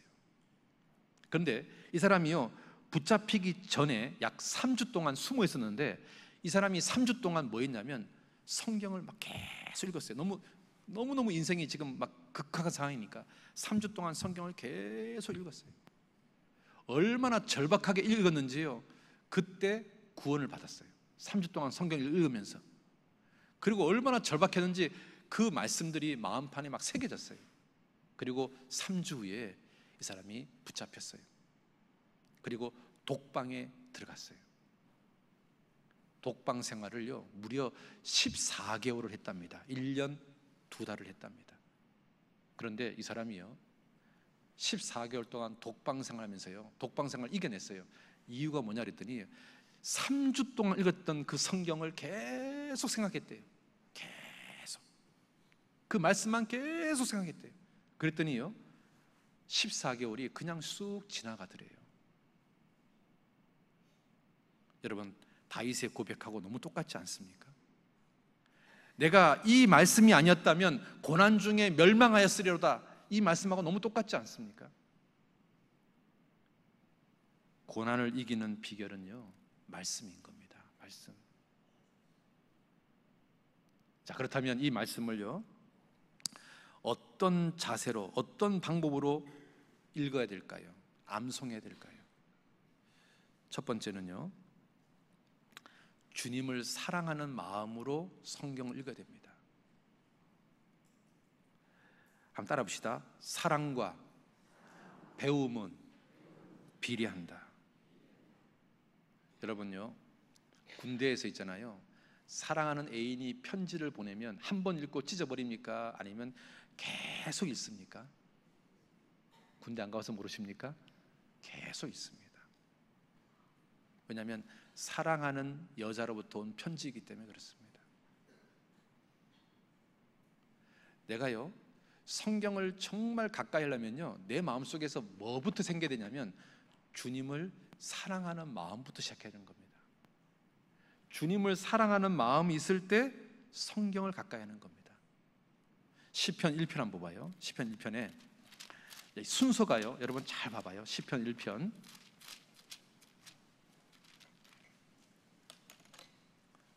시편 1편 시편 1편 2절입니다. 자, 보셔요. 뭐라고 시작합니까?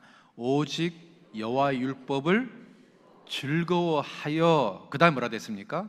율법을 주야로 묵상. 그러니까 보셔요, 주야로 묵상하기 전에 먼저 즐거워하는 마음, 사랑하는 마음이 먼저입니다. 그렇죠?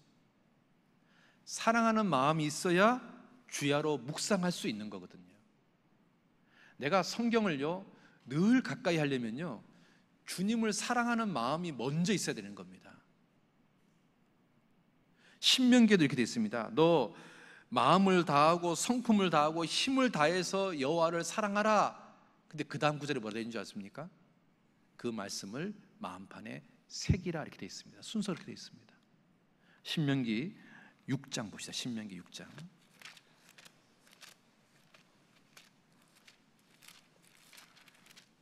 신명기 6장 5절입니다. 신명기 6장 5절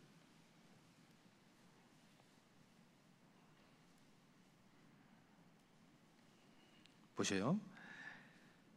너는 마음을 다하고 성품을 다하고 힘을 다하여 내 하나님 여호와를 뭐하라? 사랑하라. 그 다음 뭐라 되어 있습니까? 오늘날 내가 네게 명하는 이 말씀을 너는 마음에 새기고.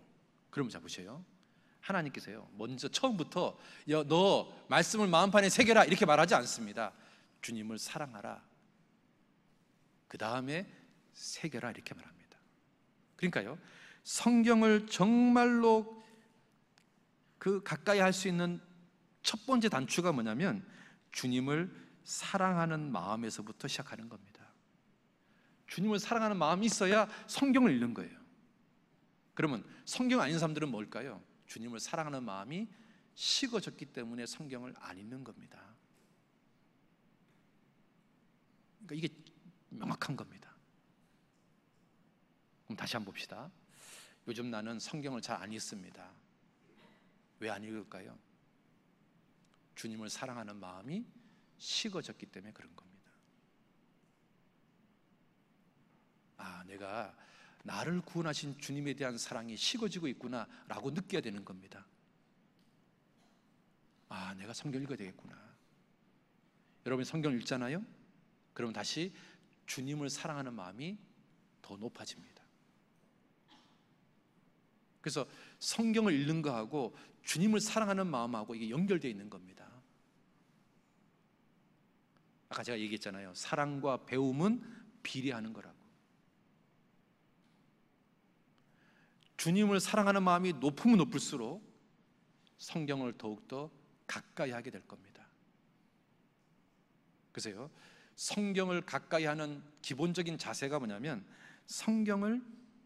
주님을 사랑해야 됩니다. 주님을 경외해야 됩니다. 두 번째는요, 깨끗한 마음으로 성경을 읽어야 됩니다. 하나님 말씀은 거룩한 말씀이잖아요. 내가 깨끗하지 않으면 이 거룩한 말씀이요, 깨달아지지 않습니다. 그냥 읽는 거지 깨달아지지 않습니다. 내 마음이 깨끗해야 이 깨끗한 말씀이 내 마음에서 깨달아집니다. 다시 말하면 마음에 와닿는 게 생기는 겁니다. 내 마음이 더럽잖아요. 그러면 성경을 아무리 읽어도요, 와닿지 않습니다. 내 마음이 겸손해야 이 겸손한 하나님 말씀이 깨달아집니다. 내 마음이 교만하잖아요. 그런 말씀이 깨달아지지 않습니다. 그리고요, 이 말씀을 읽을 때요, 실천하려는 마음으로 읽어야 깨달아집니다. 그냥 지적인 욕구로 읽잖아요. 그러면 깨달아지지 않습니다. 그리고요, 이 성경을 묵상하고 암송하는 분위기를 자꾸 만들어야 됩니다. 예를 들어서 뭐 구역장이다, 조장이다 그러면 이런 말을 해야 되는 겁니다. 올해 이번 1월 달에는 성경 66권을 1년 동안 읽독해야 되니까 66권을요 12달로 나누면은 한 달에 몇 권 되는 겁니까? 예? 3권 되잖아요. 그렇죠? 아니지. 5권. 한 5권에서 6권 되겠네. 그렇죠? 예? 66권을 아니지. 12. 30.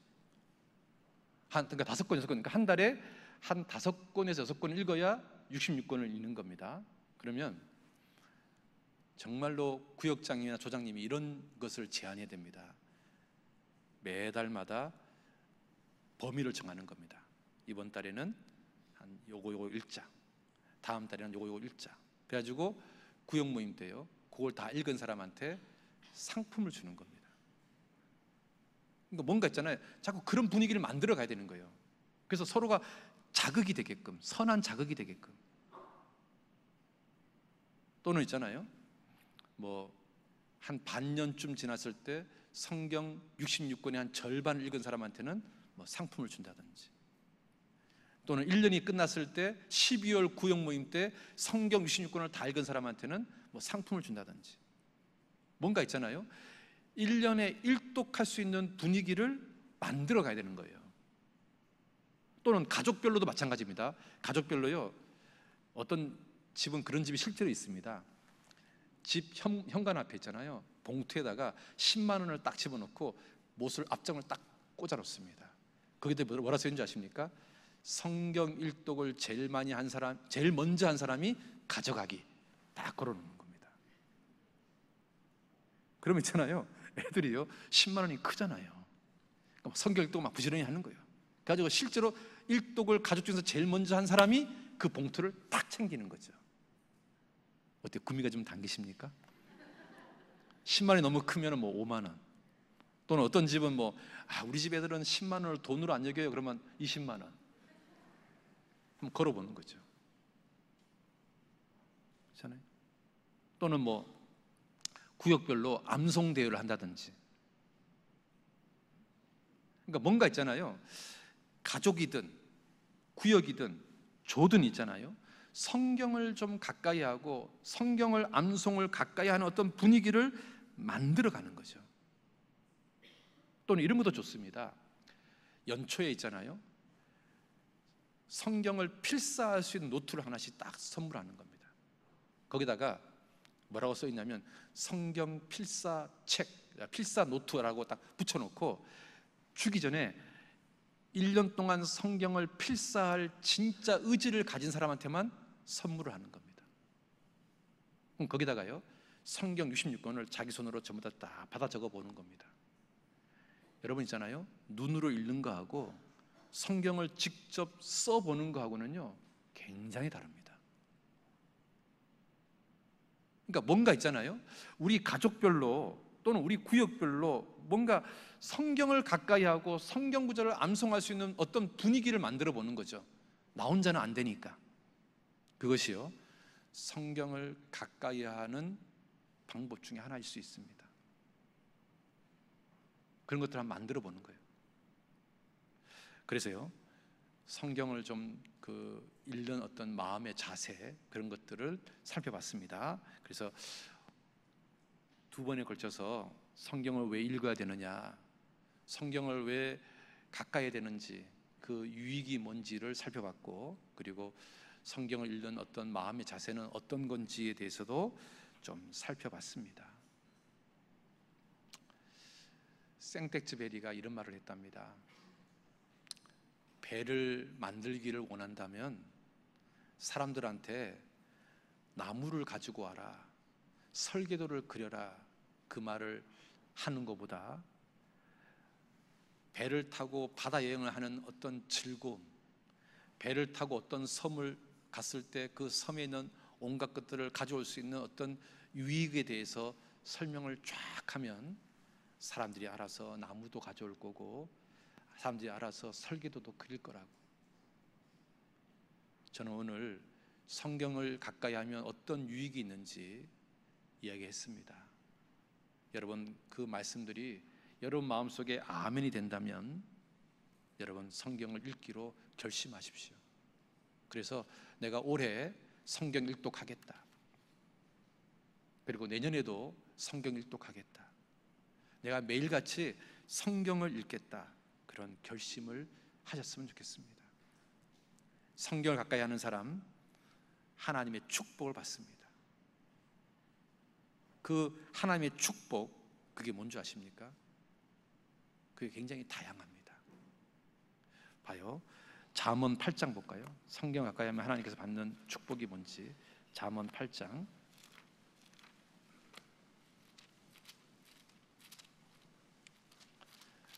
잠언 8장 21절입니다.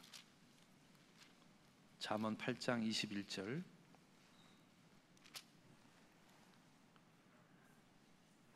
같이 봅시다. 이는 나를 사랑하는 자로 재물을 얻어서 그 곳간에 채우게 하려 하심이니라. 주님의 사랑을 입는 사람 재물이 생긴답니다.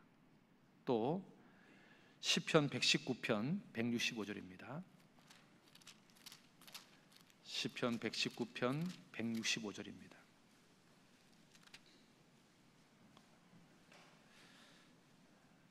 또 같이 읽어봅시다. 주의 법을 사랑하는 자에게는 큰 평안이 있으니 저희에게 장애물이 없으리로다. 큰 평안이 생기고 장애물이 없어진답니다. 시편 145편입니다. 시편 145편 20절입니다. 또 같이 볼까요? 여호와께서 자기를 사랑하는 자는 다 보호하시고 주님께서 보호해 주신답니다. 성경을 사랑했을 때 하나님께 받는 축복이 너무 많습니다. 여러분 결심하십시오. 내가 정말 성경을 가까이 하자. 내가 하루라도 성경을 꼭 읽자. 피곤해도 읽자.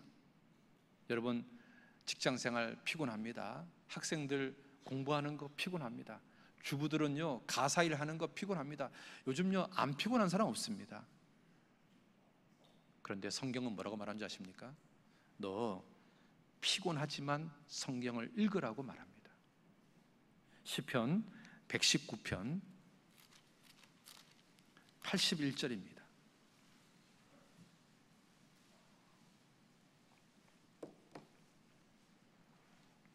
같이 읽을까요? 나의 영혼이 주의 구원을 사모하기에 피곤하오나 나는 오히려 주의 말씀을 바라나이다. 여러분 이 말이 도전이 되지 않습니까? 난 정말 피곤합니다. 그렇지만 성경 읽겠습니다. 하나님, 나 오늘 하루 종일 일터에서 너무 피곤한 날입니다. 그렇지만 내가 성경 읽고 자겠습니다. 하나님, 나 오늘 하루 종일 공부하느라고 학교 갔다가 학원 갔다가 너무 피곤합니다. 나 오늘 정말 지쳐버리겠습니다. 그렇지만 성경 읽고 자겠습니다. 하나님, 나 이번에 추석에 집안 식구들 먹이느라고 막 음식 만드느라고 나 정말 지칩니다. 삭신이 쑤십니다. 그렇지만 내가 성경 읽고 자겠습니다. 그거 있잖아요. 여러분 있잖아요. 할 수 없는 상황인데 하는 게 믿음이고요, 상급입니다. 할 수 있는 상황에서 하는 것은요 누구든지 하는 겁니다. 나 정말 피곤합니다. 나 오늘 하루 종일 일터에서 스트레스 받아서 힘듭니다. 나 오늘 정말 바빴습니다. 나 그냥 자고 싶습니다. 그렇지만 주님, 내가 성경 읽겠습니다. 그거 있잖아요. 여러분, 기드온의 그 300명의 군사가 이렇게 말하잖아요. 비록 피곤하지만 내가 따르겠습니다. 우리 있잖아요, 사는 거 피곤합니다. 현대인들이 정말 피곤한 인생을 사는 겁니다. 그렇지만 내가 성경 읽는 거 포기하지 않겠습니다. 내가 성경 꼭 읽고 자겠습니다. 그거 있잖아요. 그게 정말 중요합니다. 그럴 때 있잖아요, 하나님은 진짜 성경에서 많은 것을 깨닫게 합니다. 어떤 자매님이 저한테 이렇게 간증하더라고요. 목사님, 오늘 너무너무 피곤해가지고 정말 성경 한 장도 읽을 수 없는 상황인데, 그런데 그 말씀이 생각나서 읽었어요. 그랬더니요, 하나님께서요 너무 기가 막힌 깨달음을 주셨어요. 정말 그렇습니다. 정말 피곤해서 읽을 수 없는 상황인데 읽을 때 있잖아요, 하나님은 그 사람한테 진짜 귀한 선물을 주십니다. 다윗처럼 나 정말 피곤합니다. 그렇지만 내가 주님 말씀을 바랍니다. 81절 다시 한번 보셔요. 나의 영혼이 주의 구원을 사모하기에 피곤하지만, 나 정말 피곤합니다. 그렇지만 나는 오히려 주의 말씀을 바라나이다. 여러분, 피곤합니다. 여러분, 사는 게 바쁩니다. 정말로 성경 3장 정도 읽을 수 있는 형편, 여유가 없는 적이 많습니다. 하나님이 아십니다. 그러나 하나님이 그럼에도 불구하고 나한테 바라는 게 있습니다. 그렇지만 성경 읽어라. 여러분 마음속에 결심했으면 좋겠습니다. 예, 피곤합니다. 그렇지만 주님, 성경 읽고 자겠습니다. 하루에 성경 3장은 내가 꼭 읽겠다라는 결심을 좀 했으면 좋겠습니다.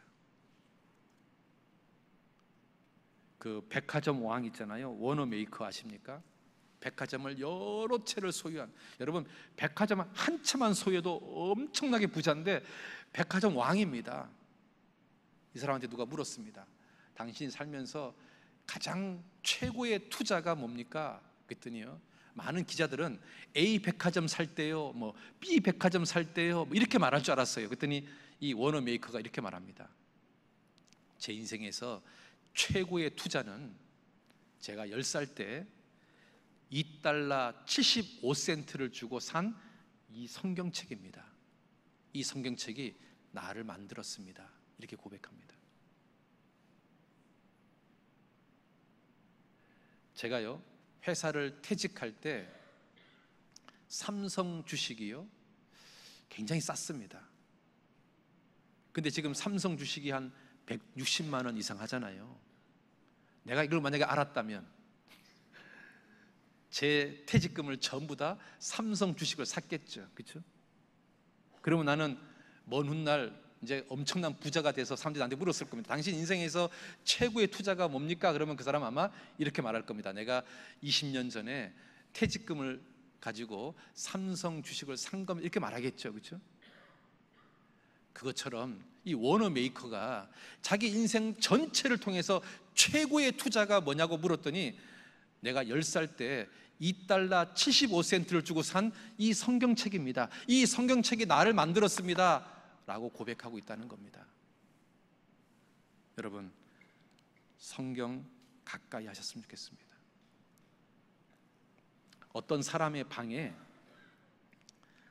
2개의 그림이 그려져 있는 거예요. 한쪽 그림은요, 반 고흐가 그린 첫걸음이라는 그림이 하나 그려 있고요, 이쪽 그림에는요 히말라야 산 정상에 선 사진이 걸려 있는 거예요. 너무 이상해서 물었습니다. 당신은 왜 이 2개의 그림을 그려놨습니까? 라고 물으니까 이 사람이 이렇게 말합니다.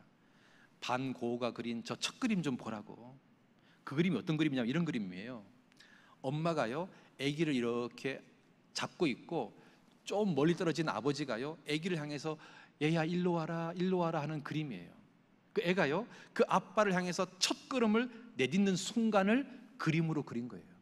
그게 반 고흐가 그린 첫 그림이라는 그림이에요. 이 그림을 한번 보십시오. 이 아이가 정말로 그 아버지를 믿고 넘어질지도 모르는 그 위험 속에서 첫걸음을 내딛는 그 용기를 한번 보십시오. 그리고 그 아이가 첫걸음 걷는 그 모습을 너무너무 사랑스러운 표정으로 보고 있는 그 아빠와 엄마의 모습을 보십시오. 이 첫걸음이 있었기에 히말라야산 정상에 도착하는 이 영광이 있는 거 아니겠습니까? 뭐든지 처음 결단, 처음 시작이 중요한 겁니다. 여러분, 말되지 않습니까? 제가요, 이걸 갖다가 제 책상에다 올려놨어요. 이걸 갖다가 제가 설교 중에 한번 보여줄까 하다가 제가 그냥 말았어요. 기회가 되면 보여드릴게요. 우보천리, 그 다음에 마보심리라는 말이 있습니다. 소는요 정말 느리지만 천리길을 가고요, 말은요 진짜 빠르지만 심리밖에 못 간다, 그런 말이 있습니다. 토끼와 거북이가 경주하면 토끼는요 가다가 중간에 잠자지만 거북이는요 끝까지 경주해서 1등 한다는 말도 있잖아요. 여러분 있잖아요, 진짜 중요한 자세는 우보천리, 소처럼 비록 느리지만 한 걸음 한 걸음 걸어가는 거예요. 그러면 천리길을 가는 겁니다. 여러분한테 정말 중요한 것은요, 오늘 이 설교 들었다고 해서 당장 집에 가가지고 막 성경을 10장, 20장 읽는 게 아니에요. 하루에 3장씩 매일같이 소처럼요 한 걸음 한 걸음 걸어가는 게 중요한 거예요. 그러면 어느새 있잖아요, 여러분 정상에 올라가는 날이 올 거라고 생각합니다. 기도하겠습니다. 아버지 하나님, 오늘 성경의 유익에 대해서, 성경을 읽는 마음의 자세에 대해서 살펴봤습니다. 우리가 주님의 참 제자가 되기 위해서 말씀 안에 있어야 되고, 염려를 극복하기 위해서 말씀을 가까이 해야 되고, 여러 가지 고난에서 능히 이길 수 있는 힘이 말씀에서 온다고 배웠습니다. 그 말씀 정말 결단하고 하루에 3장씩 그 소처럼 한 걸음 한 걸음 걸어갈 수 있도록 도와주시기를 원합니다. 축의 수양에 주님 도와주시고 10월달 중집회 주님 도와주셔서 정말 풍성한 결실이 일어날 수 있도록 도와주시옵소서.